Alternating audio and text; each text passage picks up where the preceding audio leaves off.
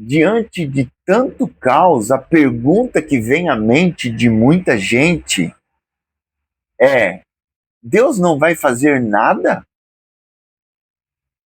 Até quando Deus vai ficar assistindo tudo isso?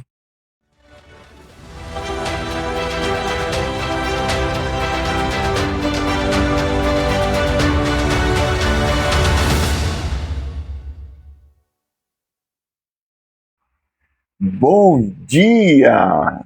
Tudo bem por aí? Por aqui uma manhã chuvosa, abençoada. E nós aqui prontos para mais uma reflexão na palavra do Senhor. Amém? Já vou pedir para você, se é novo por aqui, se inscreve no nosso canal, ativa o sininho, deixa o seu like ou seu dislike, não tem problema.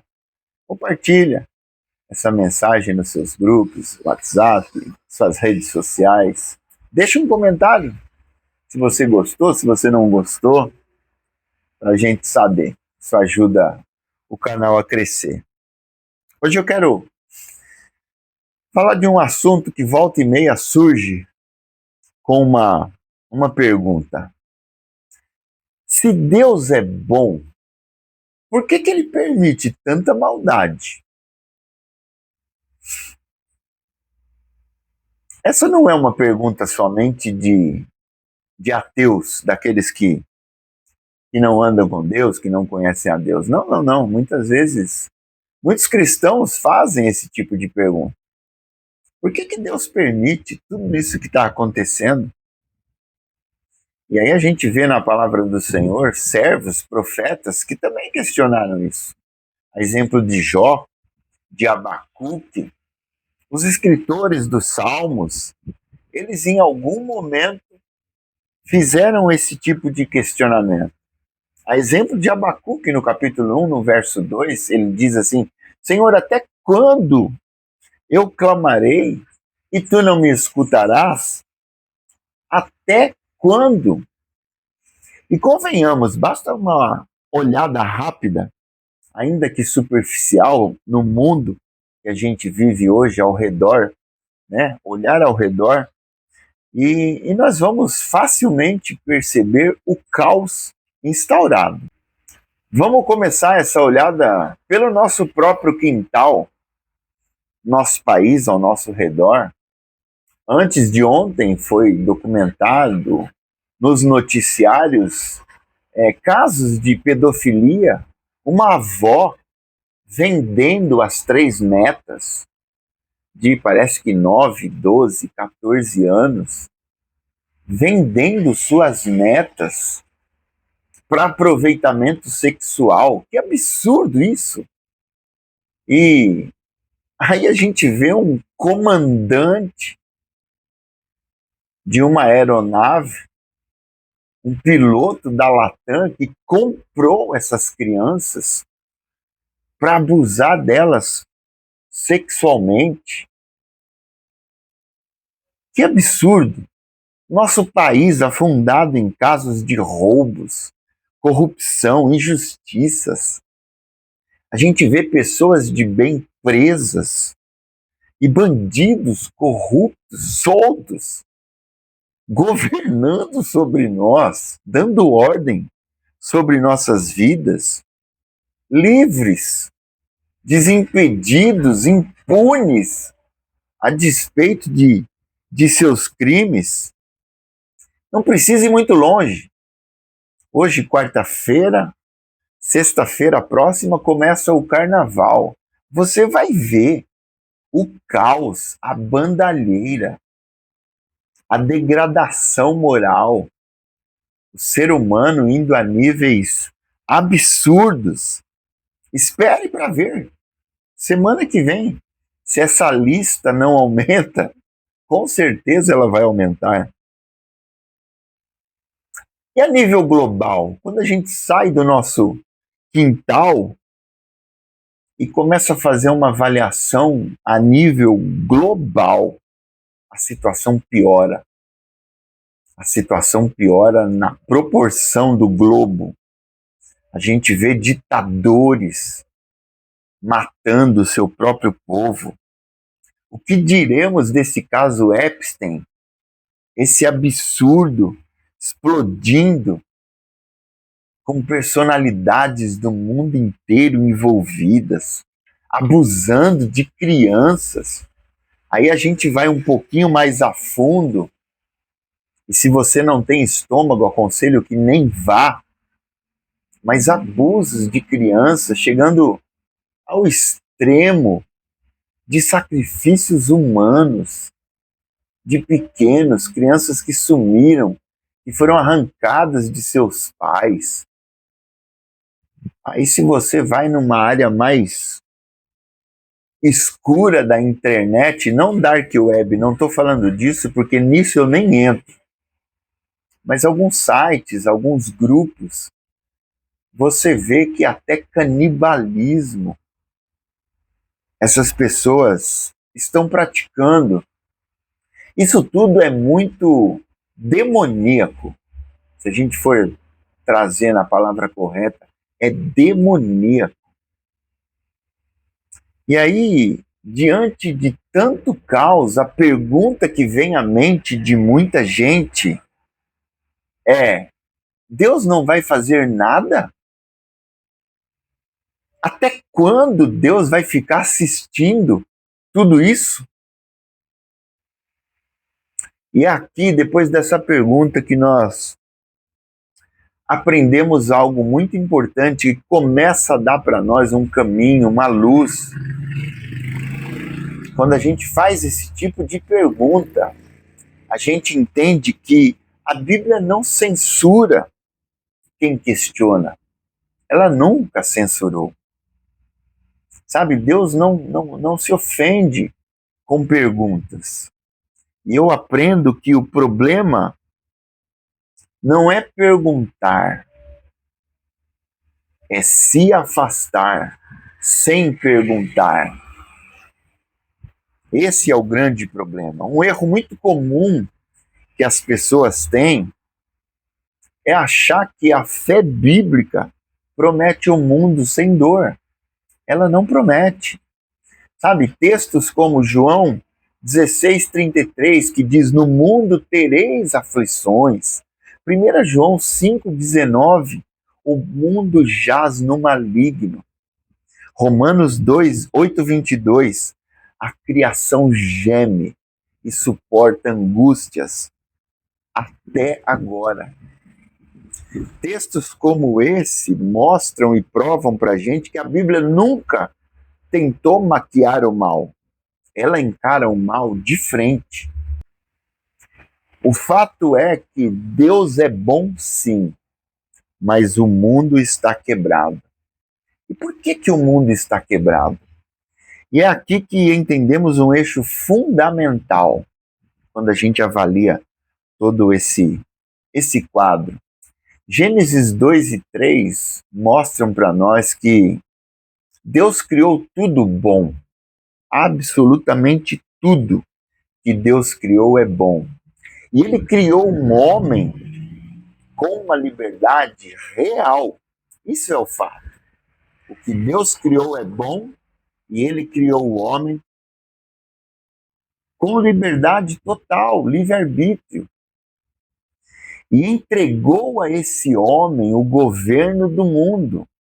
Quando Deus cria as coisas, Ele entrega para Adão o governo das coisas. Deus criou o homem com livre-arbítrio, pois queria ser adorado por opção e não por obrigação. Porém, e aqui entra o problema, o homem decidiu entregar esse governo para Satanás quando ele escolhe pecar. Aquilo que Deus deu ao homem, o homem entregou para Satanás quando ele resolve desobedecer a Deus. E Romanos 5:12 declara que o pecado, o mal, entrou no mundo através de um homem, Adão. Foi aí que tudo começou a desandar. E aí a gente conclui rapidamente que a maldade não vem do céu. A maldade não tem origem no céu. ela tem origem nas decisões erradas do homem. Governos, injustiças, guerras, abusos, corrupção é fruto de corações caídos que se rebelaram contra o Senhor, contra o plano original de Deus. Olha o que diz a Bíblia em Romanos 8, 20 e 21. Diz assim, Romanos 8, verso 20.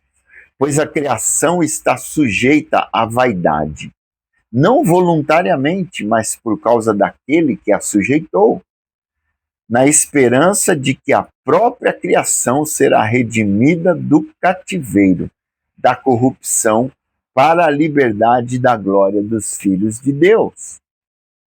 O fato é que nós vivemos num mundo afetado pela queda. Fato, não tem como mudar isso. Porém, entendemos que nem todo sofrimento é castigo, nem toda dor tem explicação imediata. Talvez a pergunta persista de outra forma. Ok, eu entendi o problema, mas onde está Deus nisso tudo? Onde está Deus nisso tudo? Eu quero lhe garantir uma coisa: Deus não está indiferente ao mal. É aqui que eu creio que temos um ponto fundamental para a gente jamais cair no erro de, em algum momento, achar que Deus está distante. Sabe, a maior resposta de Deus ao mal não foi e nem é um discurso. A resposta de Deus é a cruz do Calvário.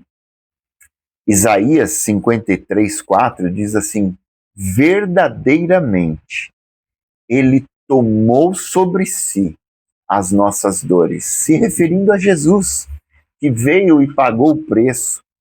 Sabe, Deus não ficou fora desse sofrimento todo. Não, não. Ele entrou na história para nos resgatar. Ele participou do sofrimento. Jesus chorou, foi traído, foi injustiçado, torturado e morto. E por amor a você, por amor a mim, Deus não explica todo o sofrimento, mas ele se revela nele. Nós não teremos todas as respostas aqui e agora para o sofrimento. E para caminharmos para o fim, nesse entendimento, nesse raciocínio, nessa reflexão da natureza de Deus em meio ao sofrimento, à maldade, eu quero dizer uma coisa com toda certeza para você: o mal não terá a última palavra. Não, de maneira alguma. Apocalipse 21, 4 diz que Deus enxugará, num tempo futuro, toda lágrima. Deus vai enxugar toda lágrima. O mal, o sofrimento não é um fim. Ele é um processo, mas no fim, Deus enxugará dos nossos olhos toda lágrima. Toda lágrima. 2 Tessalonicenses 1, de 6 a 7, atesta para nós que Deus é um Deus justo e trará juízo a tudo isso que nós estamos vendo. Sabe, a Bíblia nos garante que o mal não é eterno. O sofrimento não é definitivo. Há um fim, há um juízo e haverá uma restauração. Talvez nós não tenhamos todas as respostas que nós gostaríamos de ter nesse momento. Jó não teve, Abacuque não teve, mas eles tiveram algo muito maior em meio ao sofrimento que viveram. Um encontro genuíno com Deus. Isso eles tiveram. E talvez essa seja a melhor faceta do sofrimento. Ela nos leva para perto de um Deus presente. e nos mostra a natureza de um Deus que está no absoluto controle de todas essas coisas. Por mais que não pareça e nos leve a questionamento desses tipos, o sofrimento é uma escola maravilhosa para nos levar ao encontro com Deus. E no meio do sofrimento, Abacuque declara, lá no capítulo 3, verso 17 e 18, ele diz assim: ainda que a figueira não floresça. E aí ele faz um discurso e no fim ele termina: todavia eu me alegro no Senhor. Porque Abacuque entende que aquilo que eles estavam passando não era um fim, era um meio para um fim maravilhoso que está reservado para todo aquele que crê no Senhor.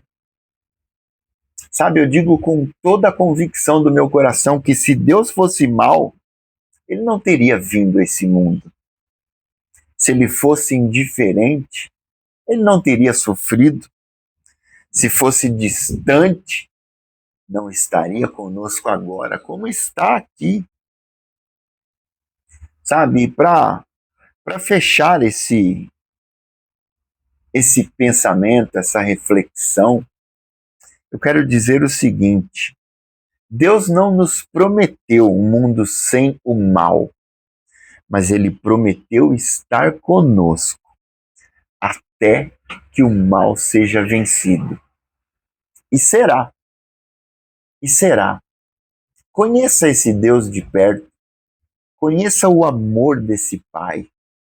Por mais que este mundo esteja caótico e vai piorar, existe um Deus que se importa. Um Deus que proveu um meio para que a gente não permanecesse nesse mal. E nos prometeu um tempo glorioso que cada dia que passa se aproxima mais e mais.